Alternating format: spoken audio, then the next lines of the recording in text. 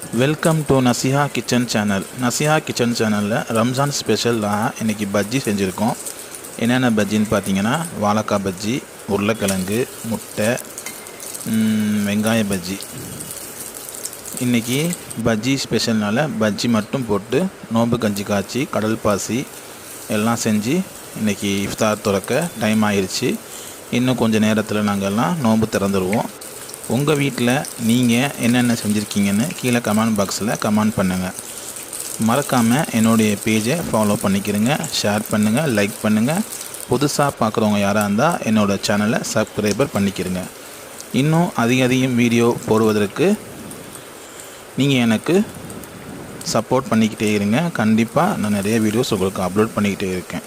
அப்புறம் பஜ்ஜி செஞ்சுக்கிட்டு இருக்கும்போது பால் திடீர்னு பொங்கி ஊற்றிடுச்சு.